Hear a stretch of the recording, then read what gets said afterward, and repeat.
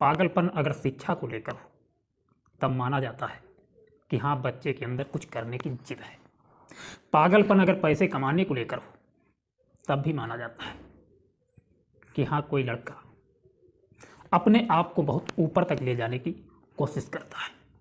लेकिन अगर पागलपन मौत को लेकर हो तो क्या माना जाए? तब तो हमारे हिसाब से यही माना जाना चाहिए कि मौत को लेकर अगर पागलपन है तो उस बच्चे के अंदर बहुत बड़ी बेवकूफ़ी है। आज जो मैं घटना सुनाने जा रहा हूँ, ये घटना बहुत दर्दनाक है। एक लड़के के अंदर मौत का पागलपन सवार होता है। वो आत्मा का पता लगाने की कोशिश करता है कि आत्मा मरने के बाद कहाँ जाती है। जब इंसान मरता है तो उसकी आत्मा कहाँ को जाती है। इस जिद ने माँ बाप के सामने ही बच्चे को मरने पर मजबूर कर दिया। एक घटना इससे पहले लगभग 1 से 1.5 वर्ष पहले हमने सुनाई थी। उस घटना में भी इसी चीज़ का जिक्र था कि मरने के बाद आत्मा कहाँ जाती है। इस बार एक छात्र होता है, लेकिन वो जो घटना हमने 1-1.5 साल पहले सुनाई थी उसमें 3 लोगों के अंदर एक जुनून था कि मौत के बाद आत्मा कहाँ जाती है वो लोग देखना चाहते थे। और उसके पहले एक घटना हमने सुनाई थी लगभग 2 वर्ष पहले। उस घटना में हमने जिक्र किया था एक डॉक्टर होता है।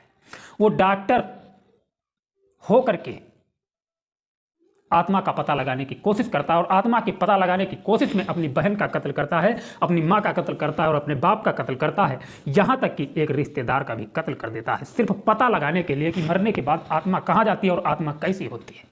आज जो मैं घटना आपको सुनाने जा रहा हूँ, इसको सुनने के बाद आपका कलेजा जरूर दहल जाएगा। उत्तर प्रदेश के मेरठ जिले के भावनपुर थाना क्षेत्र में कक्षा 9 के एक छात्र ने अपने परिजनों के सामने ही खुद को गोली मारकर अपनी हत्या कर दी, यानी कि जान दे दी। पुलिस ने सोमवार को बताया कि छात्र की ओर से इंटरनेट पर खंगाली गई सामग्री से पता चला है कि वो ये जानने का उत्सुक था कि मरने के बाद आत्मा कहाँ जाती है। भावनपुर थाना प्रभारी धर्मेंद्र कुमार ने बताया कि एपेक्स कॉलोनी में रहने वाले छात्र, जिसकी उम्र होती है 15 वर्ष, अपने परिजनों के सामने उसने अपने आप को खुद गोली मार ली, जिससे उसकी मौत हो गई। उन्होंने बताया कि शनिवार रात हुई इस घटना के संबंध में अभी तक परिजनों ने तहरीर नहीं दी और पोस्टमार्टम के बाद शव को परिजनों को सुपुर्द कर दिया गया है। जिद तो आप लोगों ने बहुत देखी होगी।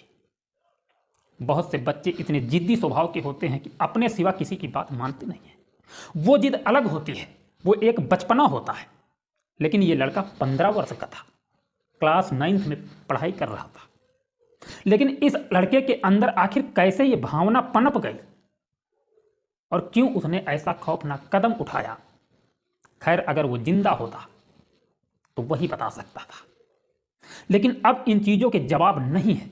कोई भी इन सवालों के जवाब नहीं दे सकता है कि आखिर वो लड़का ऐसा खौफनाक कदम उठाने के लिए क्यों मजबूर हो गया।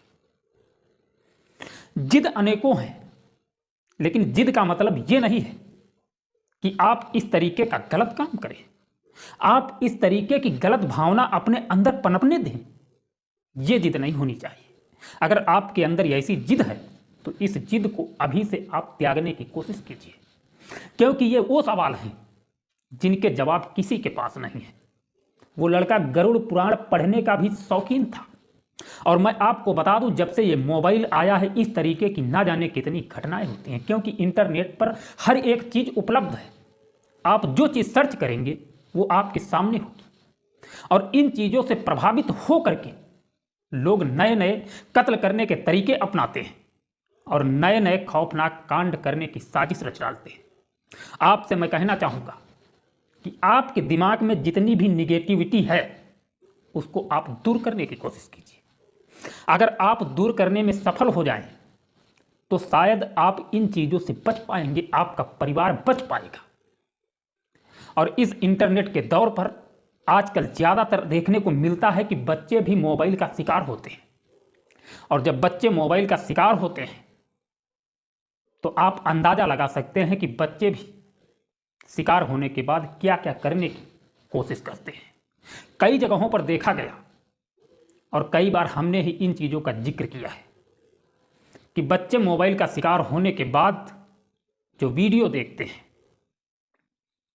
उन वीडियो को देखकर उनके अंदर भी वैसे करने की चाहत उमड़ उठती है और शायद कभी कभी वो गलत कर बैठते हैं। पुलिस के अनुसार गोली मारने से पहले छात्र ने इंटरनेट पर खंगाला था कि मौत के बाद क्या होता है। मृत्यु के तरीके और मौत के बाद इंसान की आत्मा कहाँ जाती है। उन्होंने बताया कि छात्र के मोबाइल की जांच करने पर पता चला है कि उसने गरुड़ पुराण के बारे में सामग्री खंगाली थी। कहने का मतलब वैसी अनेकों चीजें उसने देखने की कोशिश की। मैं आपको बता दूं, इन सभी चीजों का जिक्र गरुड़ पुराण के अंदर किया गया है और आप इंटरनेट पर अगर खोजेंगे तो गरुड़ पुराण की हर एक कथानक, हर एक चीज इस मोबाइल पर गरुड़ पुराण से जुड़ी हुई उपलब्ध है। पुलिस के अनुसार छात्र के कमरे से घटना में इस्तेमाल तमंचा बरामद कर लिया गया और यह पता लगाने की कोशिश की जा रही है कि उसके हाथ तमंचा कैसे लगा।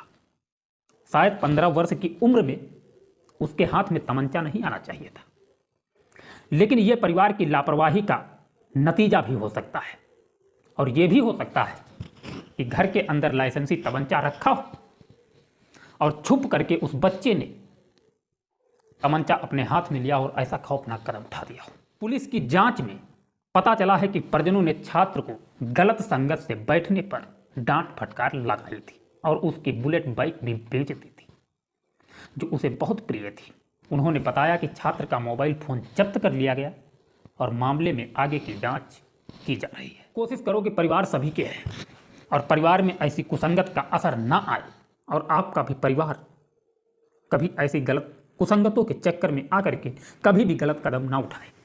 अपने परिवार को शिक्षित कीजिए और शिक्षा के साथ साथ उन चीज़ों का जिक्र कीजिए जिन चीज़ों को आपने महसूस किया है अपने जीवन, आपका बचपन कैसा था, उन चीज़ों के विषय में अपने बच्चों को समझाने की कोशिश कीजिए कि आजकल की जो जनरेशन है ना, ये जनरेशन गलत चीज़ों पर जल्दी नज़र डालती है और जो अच्छी चीज़ें होती हैं उनको नज़रअंदाज करने की कोशिश करती है। तो इस जनरेशन को आपको अगर बचाना है और इस जनरेशन में जो आपके बच्चे पल बढ़ रहे हैं उनकी निगेटिविटी को बाहर निकालने की आपको ज़रूरत है, क्योंकि निगेटिव चीज़ें आजकल बच्चों के अंदर बहुत जल्दी प्रवेश कर जाती है और प्रवेश करने के बाद अंदर से उनको दहला देती है। तो इसलिए आप लोगों से गुजारिश है कि अपने परिवार को गलत संगत से बचाने की कोशिश कीजिए और एक नए जीवन की तरफ अग्रसित कीजिए ताकि आपका परिवार एक मजबूत और सहनशील परिवार बने। मिलेंगे नेक्स्ट वीडियो में। अपना ख्याल रखना, परिवार के साथ खुश रहना। जय हिंद, जय भारत।